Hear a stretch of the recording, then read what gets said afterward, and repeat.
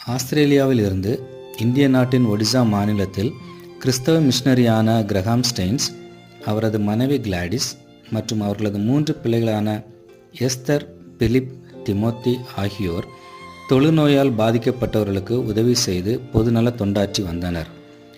1999ஆம் ஆண்டு ஜனவரி 22ஆம் தேதி அன்று இரவு ஆஸ்திரேலிய கிறிஸ்தவ மிஷனரி கிரஹாம் ஸ்டெயின்ஸ் மற்றும் அவரது 2 மகன்களான 10 வயது நிரம்பிய பிலிப் மற்றும் 6 வயது நிரம்பிய திமோத்தி ஆகியோர் இந்தியாவின் மனோகர்பூர் என்ற கிராமத்தில் ஒரு கும்பலால் உயிரோடு எரித்து கொல்லப்பட்டனர்.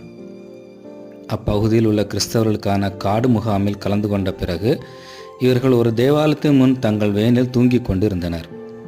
இந்து தேசியவாத குழுவான பஜ்ரங் தளத்துடன் தொடர்புதாக கூறப்படும் உள்ளூர் தலைவரான தாரா சிங் இந்த கும்பலுக்கு தலைமை தாங்கினான்.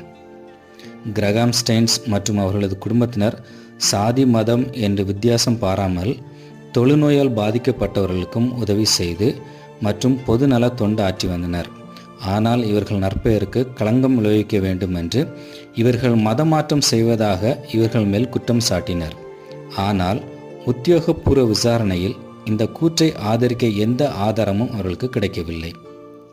இதனால் அந்த கொலைகார கும்பலின் தலைவனான தாரா சிங்கிற்கு தூக்கு தண்டனை விதிக்கப்பட்டது. ஆனால் ஒரிசா உயர்நீதிமன்றம் அதை ஆயுள் தண்டனையாக மாற்றியது. தற்போது ஒடிசாவில் பாஜக தலைமையிலான புதிய அரசு பதவியேற்ற சில மாதங்களில் ஆயுள் தண்டனை விதிக்கப்பட்ட தாரா சிங் என்ற குற்றவாளியை முன்கூட்டியே விடுதலை செய்ததற்கு உச்சநீதிமன்றம் கடும் கண்டனம் தெரிவித்துள்ளது. இதுபோல நியூஸ், ஈவெண்ட்ஸ், ட்ரெண்டிங் வீடியோஸ் நீங்கள் பார்க்க விரும்பினால் எங்களோட சேனலை சப்ஸ்கிரைப் பண்ணுங்கள், லைக் பண்ணுங்கள், ஷேர் பண்ணுங்கள்.